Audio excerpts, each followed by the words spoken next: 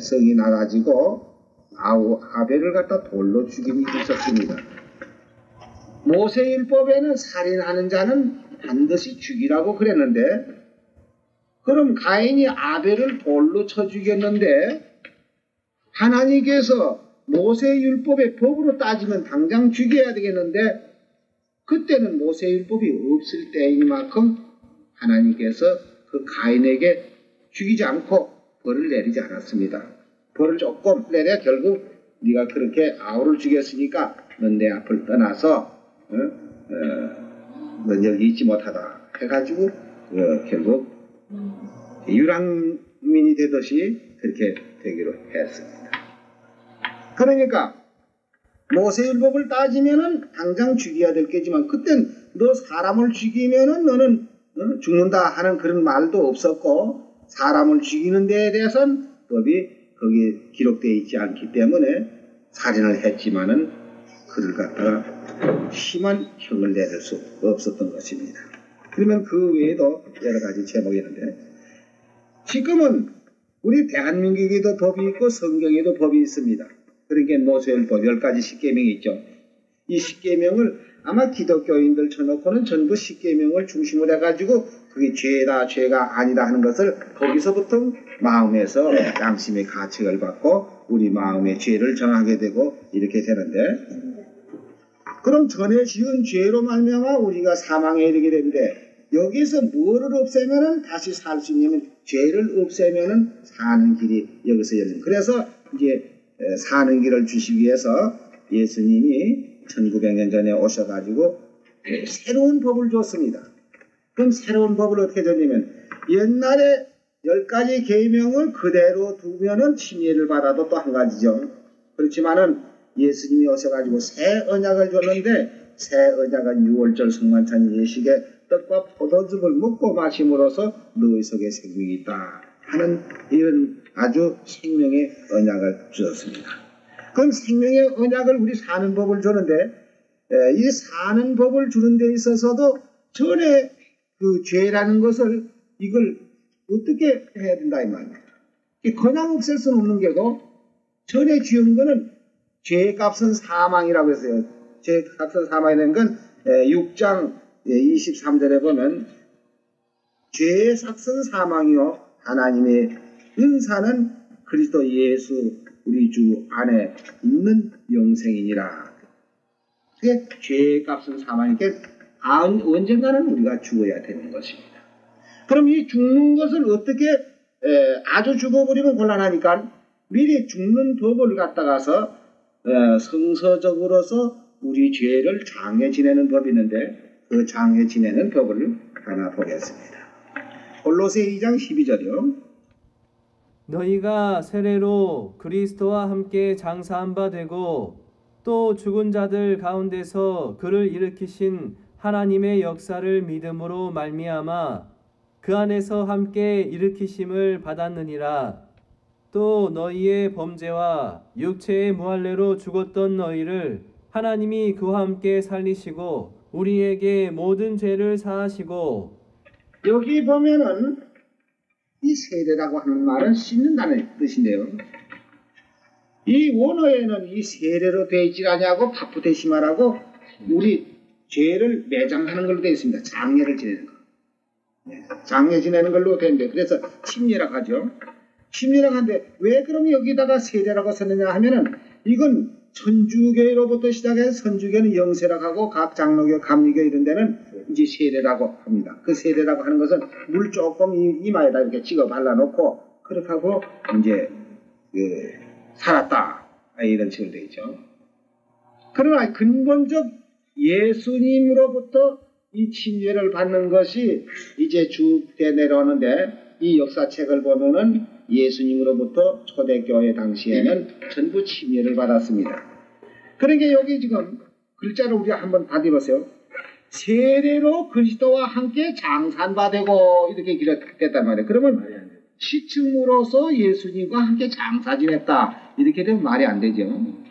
그러면 침례로 물에다가 이렇게 푹 잠금으로써 그리스도와 함께 장산받되고 하면은 말이 맞는 것입니다. 왜 침례라는 말이 맞는 거예요. 그러니까 세례가 아니고 침례인데 침례는 곧 뭘 하는 거라고요? 장사 지내는 바. 장례, 매장을 한단 말이에요. 우리 죄를 완전히 매장을 해버려요. 그럼 매장을 하게 되면 어떻게 되느냐? 이 죄의 값은 사망이니까 우리가 죽어야 되니까 언제 죽어도 죽으니까 지금 의식적으로서 죽음을 미리 그만 장례식을 하는 것입니다. 장례한 바 되고 또 죽은 자들 가운데에서 예수님이 십자가에 돌아가셔서 무덤에 장례 지냈죠. 장례 지낸 후 3일 만에 부활하셨어요. 그 말씀과 같이 또 죽은 자들 가운데에서 그를 일으키신, 그를이라는 건 뭐냐면 예수님을 일으키신, 부활시키신 하나님의 역사를 믿음으로 말미암아 그 안에서 함께 일으키심을 받느니라. 누가 일으키심을 받지요? 침례 받는 사람이 이제 죽어서 장례를 지냈는데 죽고 난 후에 예수님을 살리신 것과 같이 그 사람도 새로 일으키심을 받는다 이겁니다. 이렇게 의식으로 우리 죽음을 먼저 맛보고 장례를 지내지 않으면은 죄값으로는 언젠간 죽어야 돼요. 그러니까 이 죽음을 갖다가 미리 그만 예방을 해버리는 것입니다. 옛날에 호일자병이라고 한다든지 무슨 이런 병마가 올 때에는 미리 예방하듯이 우리 죽음을 미리 예방을 해서 죽어서 죄를 그만 없애버려요. 그래서 죽은 사람은 죄 때문에 죽었고 다시 일으키는 거는 누구 때문에 일으키죠? 네, 예수님을 죽은 가운데에서 일으키신 하나님의 역사를 내가 믿기 때문에 나도 이제 죽어서 장례 지냈고 예수님을 살리신 것과 같이 나도 새로 일으키심을 받는다. 그와 같이 우리 죄를 지금 침례를 받음으로써 이제 그 과거의 죄는 완전히 정리되는데 그 죄 때문에 내가 사망이 왔고 이런데 이제 죄를 없이 해줬는데 침례를 받음으로써 죄는 없어졌지만 깨끗한 몸이 또 이 세상에 사니까 자연히 우리 이목이 있고 뭘 보는 것이 다 세상에 이 눈이 이거 있다고 해서 이 보는 거 자꾸 함부로 봐도 이거 안 되는 거예요. 이 눈 잘못 보면 그만 큰 범죄를 하는 수가 있고 또 이 귀가 있다고 해서 이 귀가 자꾸 뭐 들으면 좋은 줄 알아도 이게 좋은 말 들어야지 나쁜 말 들어보면 이 귀가 범죄를 또 해요. 그러니까 세상에 모든 불의한 것이 죄라고 했습니다. 그럼 또 죄 지면은 또 죽는 거 아닙니까? 그럼 매일 뭐 하루 한 번씩 침례를 받다가 집회해야 안 되겠느냐 이렇게 생각하는데 그럼 우리는 어떤 것이냐? 죄를 없이 했으면 죄를 짓지 않도록 만들어줘야 된다. 좀 이렇게 예를 들어 말씀드리자면은 요새는 과학이 발달됐고 이러기 때문에 바다의 어장들 저 바다에 가서 고기를 그저 많이 잡아가지고도 지금 그거 다 처리합니다. 근데 옛날에는 저 무코지방에서 수림이 이런 고기를 잡든지 너무 많이 잡혀도 큰 걱정이라고. 왜 걱정이냐면 처리를 못해서. 그게 뭐 금방 어떻게 다 팔리면 당해지만은 죽은 고기 그저 하루 이틀만 주면 냄새 나고 썩고 이러니까 그 냉장고에 썩어지면 그만 바다에다 퍼내밀고 이러는 일들을 하고 있죠. 그렇지 않으면 이제 그 고기가 다 썩어서 못 먹을 정도 되기 전에 소금을 쳐놓으면 좀 담그면 오랫동안 견딜 수 있습니다. 근데 요새는 과학이 발달해서 냉동실을 만들어가지고요. 벌써 이 어장에 나간다고 할 것은 냉동실부터 먼저 만들어가지고 고기 잡는 쪽 하고다 그만 냉동실에 집으면 다 얼어버려요. 얼으면 암만 실이 가더라도 그 썩질 않습니다. 그래가지고 이제 각 시장으로 빠져서 나와가지고 뭐 고기 잡은 거죠. 한 달 후에라도 팔아먹고 2달 후에라도 팔아먹고 이렇게 해서 할 수 있는 거 뭐냐고. 우리가 죄를 없이 하는 것이 문제보다도 그 없이 하는 죄가 오래 유지할 수 있는 이것이 가장 중요한 건데요. 그럼 우리는 어떻게 해서 죄를 없이 그냥 오래 유지할 수 있느냐 하면은 성한 고기 잡아서 소금을 치는 것과 같이 우리 속에다 생명을 넣어야 됩니다.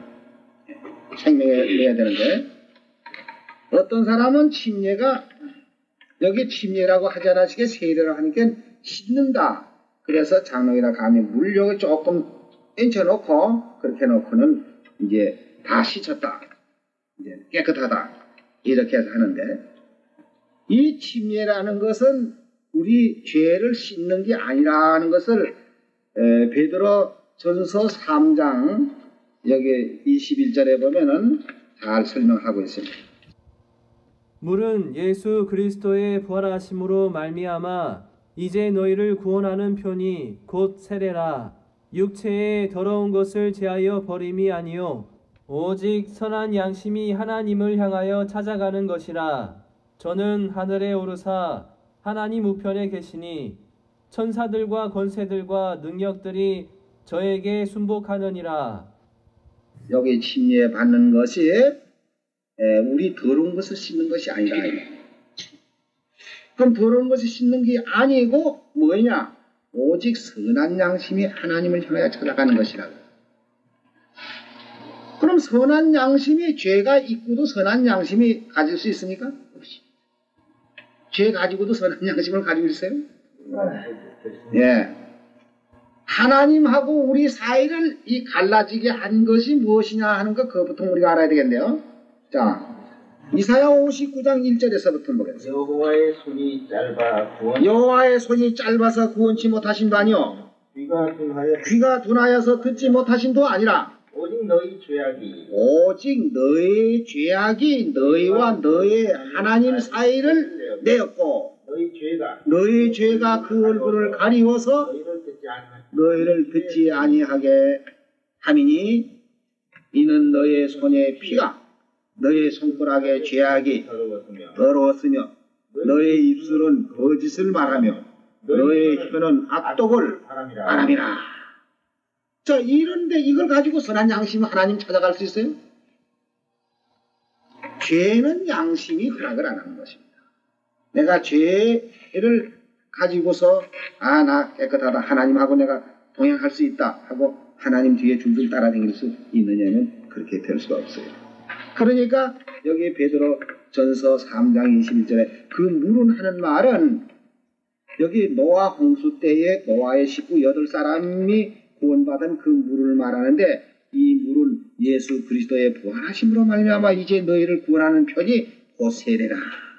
육체의 더러운 것을 제하여 버림이 아니요 오직 선한 양심이 하나님을 향하여 찾아가는 것이냐. 그러니까 죄가 완전히 다 청산되고 장려제 매장을 씻어가지고는 안 되죠. 씻으면 아주 죄의 뿌리가 남아있단 말이에요. 그 뿌리가 남아있으니까 언제든지 뿌리가 남아있으면요 저 산에 아카시아 나무 그 많이 있는데 어떤 사람 그 아카시아 나무 이걸 없애려고 비언해도 또 나오고 비언해도 또 나오고 애를 먹는 게라.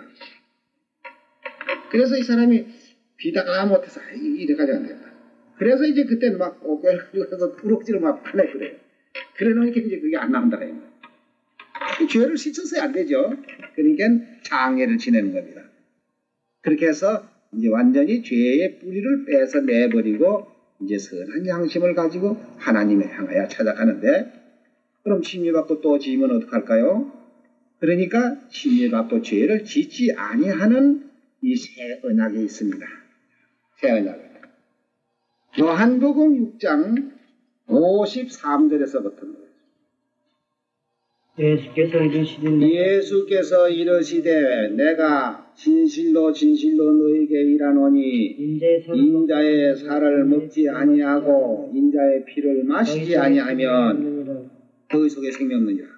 내 살을 먹고 내 피를 마시는 자는 영생을 가졌고 내 살을 먹고 내 피를 마시는 자는 영생을 가졌고 마지막 날에 내가 그를 다시 살리리니 내 살은 참된 양식이요 내 피는 참된 음료라다. 내 살을 먹고 내 피를 마시는 자는 내 안에 거하고 나도 그 안에 거하나니 살아계신 아버지께서 나를 보내심에 내가 아버지로 인하여 사는 것 같이 나를 먹는 그 사람도 나로 인하여 살리라. 이것은 하늘로서 내려온 떡이니 조상들이 먹고도 죽은 것과 같지 아니하여 이 떡을 먹는 자는 영원히 살리라. 그러니까 예수님의 살을 먹고 예수님의 피를 마시면 우리 속에 생명이 들어가는 겁니다. 생명. 자, 생명이 들어가고도 또 썩는다면 어떡합니까? 생명이 들어가 있는데도 또 썩는다고 할 수가 없지요. 그러면은 때로는 이제 우리가 침례를 받고도 이 세상에 살다 보면 그 세상 사람과 같이 지내다 보니까 본의 아닌 불의한 것들이 더러 많이 있습니다. 근데 그런 경우에는 어떻게 되느냐 하게 되면요 요한일서 5장 16절에 보면은 누구든지 형제가 사망에 이르지 아니한 사망에 이르지 아니하는 죄, 범하는 것을 보거든 구하라. 그러면 사망에 이르지 아니하는 범죄자들을 위하여 저에게 생명을 주시리라. 사망에 이르는 죄가 있으니 이에 대하여 나는 구하라 하지 않노라. 모든 불의가 죄로 돼 모든 불의가 죄로 돼 사망에 이르지 아니하는 죄도 있도다. 그러니까 이 사망에 이르는 죄라는 것은 어떤 것이냐 하면은 우리 세상 죄에도 너무 심하게 하는 것들은 안 되지만은 여기에서 사망에 이른 죄가 뭐인가? 히브리서 10장 26절에 우리가 진리를 아는 지식을 받은 후 우리가 진리를 아는 지식을 받은 후에 짐짓 죄를 범한 적. 여기 죄라는 건 무슨 죄냐면은 그 다음에 나옵니다. 어떤 게 그 죄냐면 짐짓 죄를 범한 적 다시 속죄하는 제사가 없고, 이 속죄라는 것은 이 새 언약을 말하는 것입니다. 속죄하는 제사가 없고 오직 무서운 마음으로 심판을 기다리는 것과 대적하는 자를 소멸할 맹렬할 불만 있으리라. 모세의 법을 폐한 자도 두세 증인을 인하여 불쌍히 여김이 없이 받지 못하고 죽였거든. 하물며 하나님의 아들을 밟고 자기를 거룩하게 한 언약의 피를 부정한 것으로 여기고 은혜의 성령을 욕되게 하는 자의 당연히 받을 형벌이 얼마나 더 중요하겠느냐 너희는 생각해봐라. 그러니까 여기 무슨 죄겠어요? 새 언약. 예, 이 언약의 질을 배반하고 나가는 것이 이것은 다시 속죄하는 제사가 없어요. 왜 그러냐면은 새 언약을 통해서 예수님의 살과 예수님의 피로 우리의 생명을 줬고 영생을 줬는데도 불구하고 그것을 부인하고 나갔을 때에는 옛날 모세의 율법을 폐한 자도 불쌍히 여기지 않고 죽였거든. 두 사람의 증인을 인해서 하물며 하나님의 아들을 밟고 자기를 거룩하게 하는 언약의 피를 부정하게 여긴다. 이것이 다시 용서함을 받을 수 없는 죄라는 것을 여기 말했습니다. 그러면 우리 속에 생명을 넣어준다는 말씀, 아까 어떻게 하면 생명이 들어간다고요? 요한복음 6장 53절에 예수님의 살을 먹고 예수님의 피를 마시면 너희 속에 생명이 있다. 생명이라는 뜻은 뭐냐면은 영원히 사는 뜻을 말합니다.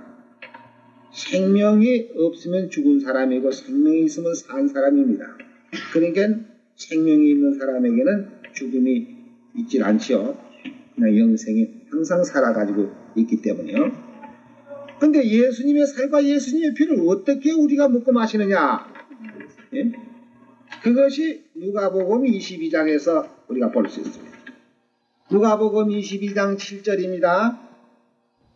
유월절 양을 잡을 무교절 일이 이른지라 예수께서 베드로와 요한을 보내시며 가라사대 가서 우리를 위하여 유월절을 예비하여 우리로 먹게 하라. 여기 보면 유월절 양을 잡을 무교절이 이른지라 예수께서 베드로와 요한을 보내시며 가라사대 가서 우리를 위하여 유월절 예비하라 그랬는데 모든 교회 가운데는 유월절이라는 걸 듣지도 못하고 보지도 못했기 때문에 이 유월절 얘기만 하면 이건 모세율법으로만 생각합니다. 모세율법에 양 잡고 소 잡고 유월절 지킨 그걸로만 착각을 한다 이 말이에요. 근데 예수님이 유월절을 예배하라고 베드로와 요한을 보내서 가서 유월절을 예배해서 우리로 먹게 하라 한 이 유월절은 옛날 모세율법에 양을 잡고 양의 피를 문설주에 바르거나 백성에 뿌리는 그런 유월절이 아니고 멜리덱의 반차라고 하는 떡과 포도즙을 가지고 우리에게 새 언약을 주신 것입니다. 19절 보세요. 또 떡을 가져 살해하시고 떼어 저희에게 주시며 가라사대 이것은 너희를 위하여 주는 내 몸이라. 내 몸이라. 예수님이 내 살을 먹으면 너희 속에 생명이 있다는 게 이것이 내 몸이라. 너희가 이를 행하여 나를 기념하라 하시고 저녁 먹은 후에 잔도 이와 같이 하여 가라사대 이 잔은 내 피로 세운 새 언약이니 온 너희를 위하여 붓는 것이니라. 이렇게 해서 여기 새 언약이라는 말씀인데 이 새 언약은 예수님이 이 세상에 오시기 전 약 650년 그 이전에 에레미야 선자가 여기서 예언을 했습니다. 에레미야 31장 31절이요. 나 여호와가 말하노라. 보라, 날이 이르리니 내가 이스라엘 집과 유다 집에 새 언약을 세우리라. 나 여호와가 말하노라. 이 언약은 내가 그들의 열조의 손을 잡고 애굽 땅에서 인도하여 내던 날에 세운 것과 같지 아니할 것은 내가 그들의 남편이 되었어도 그들이 내 언약을 파하였음이니라. 나 여호와가 말하노라. 그러나 그날 후에 내가 이스라엘 집에 세울 언약은 이러하니 곧 내가 나의 법을 그들의 속에 두며 그 마음에 기록하여 나는 그들의 하나님이 되고 그들은 내 백성이 될 것이라. 650년 전 그 즈음에 에레미야 선지자가 이제 장차 이 앞으로 600년 후에면 메시아가 세상에 오셔가지고 이제 새 언약을 세워 주실 것이다 하고 미리 예언한 그대로 모세율법이 아닌 이 새 언약을 세워 주실 것을 예언했습니다. 이 새 언약은 우리로 하여금 무조건 사는 법을 줬어요. 생명의 법을 줬단 말입니다. 사는 법. 그러면 히브리 8장 6절에 보면 어떻게 연결이 되어 있는가 한번 가서 보겠습니다. 그러나 이제 그가 더 아름다운 직분을 얻으셨으니 예, 그가라고 하는 말은 누구죠? 예수님이 더 아름다운 직분을 얻으셨으니 이는 더 좋은 언약으로 세우신 더 좋은 언약의 중보시라. 누가 중보시에요? 예수님이 새 언약의 중보시라. 저 첫 언약이 무흠하였다면 흠이 없었더라면 둘째 것을 요구할 일이 없었으려니와 저희를 흠으로 하여 일러서되 주께서 가라사대 볼지어다 날이 이르리니 내가 이스라엘 집과 유다 집에 새 언약을 세우다. 여기 주께서 가라사대 하는 말은 에레미야 31장 31절에 기록되어 있는 말씀을 이쪽에다가 반복해서 지금 그 예언과 맞춰서 사도 바울이 진리를 증거하고 있는 그 말씀입니다. 13절에 보면 새 언약이라 말씀하셨음에 첫 것은 낡아지게 하신 것이 낡아지고 쇠하는 것은 없어져 가는 것이라. 그러니까 옛 언약으로서는 우리 죄를 정하여 줄 따름이요 그 죄에서 결국 죽을 수밖에 없는 우리를 이 새 언약으로서 생명을 얻고 영생을 얻는 이런 진리를 주었습니다. 고린도후서 3장을 보겠습니다. 새 언약이 어떤 것인가 여기 나오죠. 또 6절입니다. 저가 또 우리로 새 언약의 일꾼 되기에 만족해 하셨으니 의문으로 하지 아니하고 오직 영으로 함이니 의문은 죽이는 것이요 영은 살리는 것이니. 여기 지금 잘 보세요. 저가 또 우리로 하여금 저가는 누구냐면 예수님이 또 우리로 새 언약의 일꾼 되기에 만족해 하셨으니 의문으로 하지 아니하고 오직 영으로 하면 의문은 뭐죠? 의문은 구약 모세율법을 말하는 의문으로 하지 아니하고 오직 영으로 영은 새 언약을 말하는 겁니다. 영으로 함이니 의문은 죽이는 것이요 영은 살리는 것이라. 의문은 왜 죽이는 겁니까? 예? 예. 율법 아까 로마서 7장에 거기 그런 말씀 있죠. 율법에 탐내지 말라 하지 않았더라면 내가 탐심을 몰랐겠는데 탐내지 말라 한 기록이 있었기 때문에 그것을 범으로 나는 죄가 스스로 죄에 있는 것을 드러내고 있습니다.